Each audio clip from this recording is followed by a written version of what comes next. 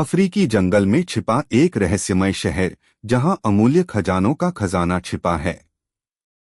ऐसा कहा जाता है कि जो लोग एक बार इस शहर में प्रवेश कर जाते हैं, उनकी मृत्यु निश्चित हो जाती है। लेकिन लोगों का एक समूह छिपे हुए शहर और कीमती खजाने के लालच में जंगल में चला जाता है। लेकिन उन्हें यह नहीं पता था कि वहां प्रकृति और स्थानीय लोगों की ओर से भयानक हमले हो रहे हैं और हर कदम पर मौत के जाल छिपे हुए हैं। अब सवाल यह उठ सकता है कि उस गुप्त शहर में क्या था और आखिर में उनके साथ क्या हुआ। क्या वे उस जंगल के खतरों का सामना करने में सक्षम थे?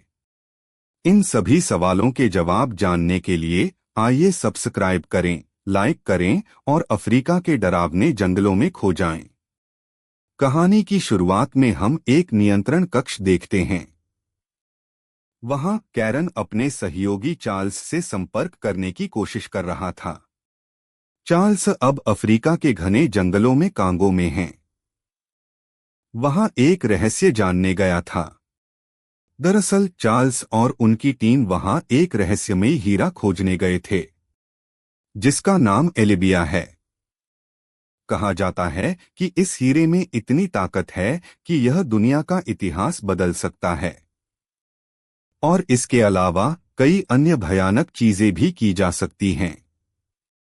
लेकिन चिंता यह है कि कहीं यह शक्ति गलत हाथों में न पड़ जाए। तब तो पूरी दुनिया नष्ट हो सकती है। काफी खोजबीन के बाद चार्ल्स को ब्लू डायमंड के कुछ हिस्से मिल गए। इसे एक लेजर गन में डाला जाता है और फिर करण को एक डेमो दिखाया जाता है, जिसे देखकर करण हैरान हो जाता है क्योंकि यह हीरा इतना शक्तिशाली है कि लेजर बीम के जरिए पृथ्वी से चांद पर एक छेद बन जाता है। जैसे ही करण चार्ल्स का सटीक स्थान जानने की कोशिश कर रहा था, अचानक किसी समस्या के कारण चार्ल्स के साथ उनका संचार बंद हो गया। फिर हमने चार्ल्स के एक मित्र को उससे यह कहते हुए देखा, मुझे लगता है कि मुझे हीरे का असली स्थान मिल गया है। यह कहकर वह चार्ल्स को एक रहस्यमयी झील के किनारे ले जाता है। इसके नीचे एक गुप्त सुरंग है। चार्ल्स और उसका दोस्त सुरंग पार करके दूसरी तरफ चले जाते हैं। वहां जो कुछ उन्होंने देखा, उससे वे पूरी तरह स्तब्ध रह गए। उन्होंने एक ऐसा उपकरण आविष्कृत किया है, जिसके माध्यम से लैंडलाइन भाषा को भाषा में परिवर्तित किया जा सकेगा। इस डिवाइस के माध्यम से गूंगे लोग भी बोल सकेंगे। यह एक असाधारण आविष्कार है। अपने प्रयोग के लिए उन्होंने एनी नामक एक गोरिल्ला को चुना। हम देखते हैं कि एनी बहुत बुद्धिमान थी। लंबे समय से वह उसे डिवाइस के माध्यम से साइलैंड भाषा सिखा रहे हैं। इसीलिए एक दिन पीटर ने अपनी खोज सबको दिखा दी।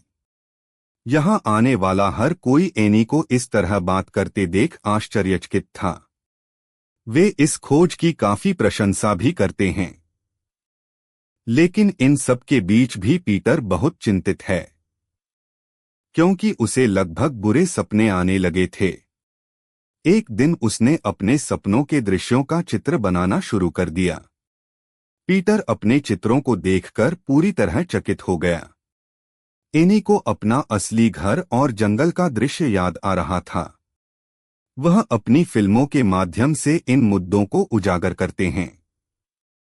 इसीलिए पीटर ने एक मित्र के रूप में यह अपना कर्तव्य समझा कि वह अपने घर लौट जाए। इसलिए पीटर एनी के जन्मस्थान की खोज शुरू करता है। काफी खोजबीन के बाद उसे अपनी इच्छित जगह मिल जाती है। लेकिन हम देखते हैं कि यह वह स्थान है जहां चार्ल्स और उसका समूह रहस्यमय तरीके से गायब हो जाता है।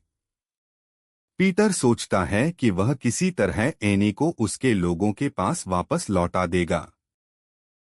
कांगो के जंगलों में इस अभियान के लिए उन्हें बहुत अधिक धन की आवश्यकता थी। इसलिए पीटर अपने बॉस के पास जाता है और कोंग अभियान के लिए वित्तीय सहायता मांगता है। लेकिन उनके बॉस ने उन्हें बताया कि वे इस ऑपरेशन में कोई सहायता नहीं दे पाएंगे। पीटर पूरी तरह से निराश हो गया था और उसे समझ में नहीं आ रहा था कि क्या करे। तभी वहां हेमलॉक नाम का एक आदमी आया जो रोमानिया का एक व्यापारी था। उसने पीटर से कहा कि वह कांगो अभियान में उसकी मदद कर सकता है। लेकिन अब सवाल यह है कि हेमलॉक क्यों? वह उसे बिना ब्याज के पैसे क्यों देना चाहता था? मुख्य कहानी यह है कि हेमलॉक कई दिनों से एक प्राचीन शहर की खोज कर रहा है जिसे the lost city of zone कहा जाता है। यही वह स्थान था जहां चार्ल्स गायब हो गया था। हेमलॉक को इस गुप्त शहर के बारे में एक किताब से पता चलता है। किंग सोलोमन नामक एक राजा ने इस नीले हीरे के लिए इस जंगल में इस शहर का निर्माण किया था। चार्ल्स मूलतः हीरे की खोज में यहां आए थे, लेकिन उन्होंने एक प्राचीन शहर की खोज कर ली है। हो सकता है वह हीरा इसी शहर में कहीं छिपा हो, जिसकी वे इतने समय से तलाश कर रहे थे। उस समय सभी लोग बहुत खुश थे, लेकिन उनकी खुशी ज्यादा देर तक नहीं टिक सकी। अचानक जंगल से कोई अज्ञात प्राणी निकल आया। चार्ल्स और उसके समूह पर भीषण हमला किया गया। संकेत प्राप्त करने के बाद हम देख सकते हैं कि कैरन चार्ल्स से संपर्क करने की